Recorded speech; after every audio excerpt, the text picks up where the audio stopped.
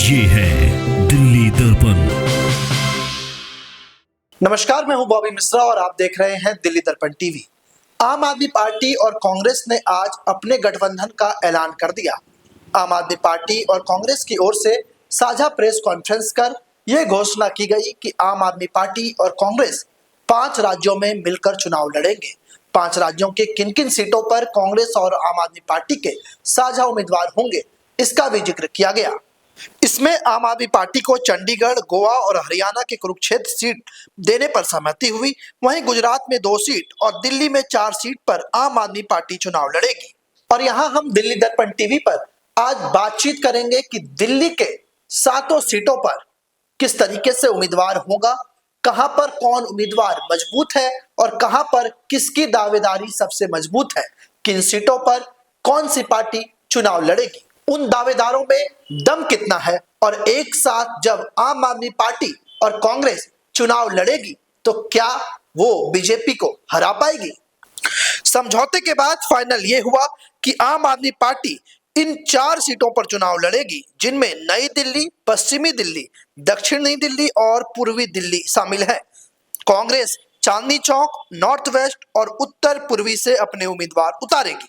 इस आधिकारिक घोषणा के बाद अब हम आपको बताएंगे कि किन किन सीट पर कितने दावेदार हैं और कांग्रेस और आम आदमी पार्टी के किन किन दावेदारों की दावेदारी सबसे मजबूत दिखाई दे रही है। इस समय राजधानी दिल्ली के 7 सीट पर एमपी बीजेपी से है और कयास ये भी लगाए जा रहे हैं कि बीजेपी अपने कई सांसदों का टिकट काट सकती है। संभावना यह भी है कि बीजेपी सभी सीटों पर नए चेहरे को मौका दे दे, यानी कि 7 की 7 लोकसभा सीट पर नए चेहरे होंगे। बहरहाल इस पर हम अपने अगले वीडियो में बात करेंगे। फिलहाल आज हम आम आदमी पार्टी और कांग्रेस के दावेदारों की बात करेंगे। इसी कड़ी में सबसे पहले बात करेंगे दिल्ली की सबसे मजबूत और हॉट सीट, नई दिल्ली संसदीय सीट की। नई दिल्ली संसदीय सीट, यह सीट गठबंधन के बाद अब आम आदमी पार्टी के खाते में है। पिछले लोकसभा चुनाव में यहां से आम आदमी पार्टी ने ब्रिजेश गोयल को चुनाव मैदान में उतारा था। कांग्रेस के उम्मीदवार यहां से वरिष्ठ नेता अजय माकन थे। बीजेपी की मीनाक्षी लेखी से अजय माकन चुनाव हार गए थे। मीनाक्षी लेखी मौजूदा मोदी सरकार में कैबिनेट मंत्री भी है। आप और कांग्रेस के बीच समझौते के बाद यह सीट आम आदमी पार्टी के खाते में यह सीट चली गई है। और अंदर खाने की जो खबर है वो ये कि आम आदमी पार्टी में यह चर्चा है कि यहां से खुद मुख्यमंत्री अरविंद केजरीवाल को चुनाव लड़ना चाहिए। बीजेपी जिस तरह से केजरीवाल की घेराबंदी कर रही है, यदि उन्हें गिरफ्तार किया जाता है तो इसका लाभ आम आदमी पार्टी को सभी सीटों पर मिल सकता है। वैसे ज्यादा संभावना है कि यहां से किसी आम आदमी पार्टी विधायक ही चुनाव लड़ेंगे। और अब बात करते हैं चांदनी चौक लोकसभा सीट से। चांदनी चौक लोकसभा सीट से लगातार 2 बार बीजेपी सांसद हर्षवर्धन चुनाव जीतते आए हैं। पिछले टर्म में मोदी सरकार में उसे स्वास्थ्य विभाग और स्वास्थ्य मंत्रालय जैसा बड़ी जिम्मेदारी भी दी गई थी। इस सीट पर पूर्व बीजेपी अध्यक्ष और पूर्व केंद्रीय मंत्री डॉक्टर हर्षवर्धन पिछले 2 बार से चुनाव जीतते आ रहे हैं। अब यह सीट कांग्रेस के खाते में आ गई है। कांग्रेस से यहाँ 3 प्रमुख नाम चर्चा में हैं। इनमें पूर्व सांसद जयप्रकाश अग्रवाल, आप से वापस कांग्रेस में आई विधायक अलका लांबा और पूर्व विधायक और कांग्रेस प्रवक्ता हरिशंकर गुप्ता शामिल हैं। अलका लांबा को अभी हाल में ही राष्ट्रीय महिला कांग्रेस का अध्यक्ष भी बनाया गया है। इस सीट पर 3 विधानसभा में मुस्लिम मतदाता बहुतायत संख्या में हैं। बाकी विधानसभा में वैश्य मतदाता काफी हद तक निर्णायक भूमिका अदा करते हैं। यही वजह है कि पिछले लोकसभा यानी 2019 में इस लोकसभा से 3 पार्टियों ने वैश्य उम्मीदवार मैदान में उतारे थे। ऐसे में संभावना है कि यहां से कांग्रेस किसी वैश्य को ही अपना प्रत्याशी बना सकती है। दिल्ली का मुस्लिम वोट वापस कांग्रेस में आया, अतः इस सीट पर वैश्य उम्मीदवार बीजेपी को कड़ी चुनौती दे सकता है। और अब बात करेंगे पूर्वी दिल्ली लोकसभा सीट से। यहां से पूर्व में पूर्व क्रिकेटर गौतम गंभीर पर बीजेपी ने किस्मत आजमाया था और गौतम गंभीर यहां से निर्वाचित होकर सांसद भी बने। कांग्रेस ने वहां अपने पूर्व में मौजूदा अध्यक्ष अरविंदर सिंह लवली, आम आदमी पार्टी ने आतिशी को अपना प्रत्याशी बनाया था। आतिशी अब दिल्ली सरकार में शिक्षा मंत्री है। गौतम गंभीर ने यहां से लवली को चुनाव हराया था। इस बार क्या बीजेपी उन्हें फिर से मौका देगी, इस पर भी चर्चाएं हैं। इस बार गठबंधन के बाद यह सीट गठबंधन के बाद आम आदमी पार्टी के खाते में चली गई। लिहाजा इस बार भी यहां से किसी महिला या फिर विधायक को आम आदमी पार्टी मौका दे सकती है।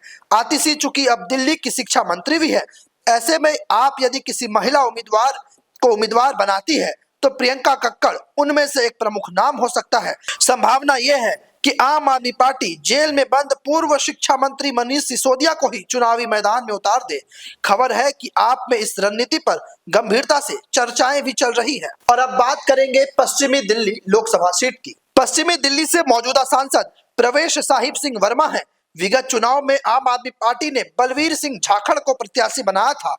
कांग्रेस के प्रत्याशी पूर्वांचल का प्रमुख चेहरा और दिल्ली के लालू कहे जाने वाले महाबल मिश्रा थे। 2019 में वो कांग्रेस से सांसद भी चुने गए, लेकिन 2014 के मोदी लहर में वो हार गए।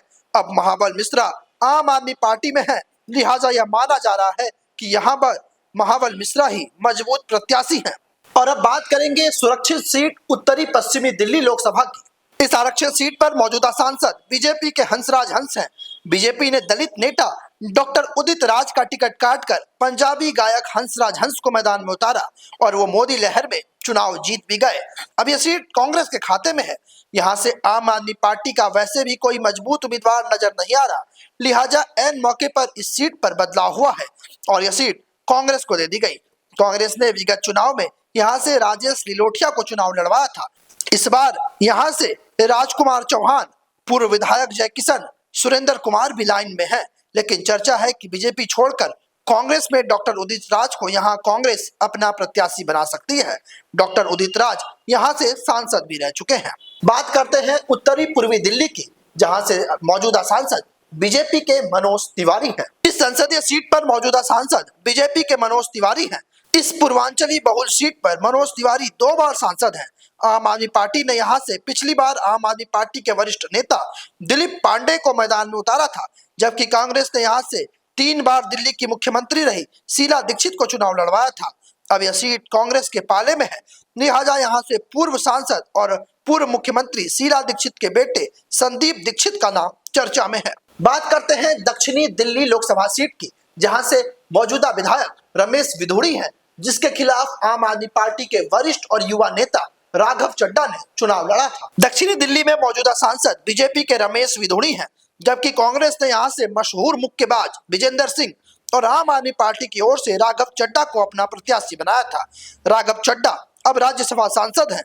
अब यह सीट आम आदमी पार्टी के खाते में है, लिहाजा यहां आम आदमी पार्टी अपने किसी विधायक को मैदान में उतार सकती है। तो आपने देखा कि किस तरीके से कांग्रेस और आम आदमी पार्टी के बीच गठबंधन हो गया है और लोकसभा की सभी सीटें भी तय कर दी गई हैं। हम अगले वीडियो में बताएंगे कि आखिर बीजेपी किस तरीके से अपने सांसदों के चेहरों में बदलाव कर सकती है। बीजेपी कई मौजूदा सांसद का टिकट काटकर नए चेहरों को मौका दे सकती है।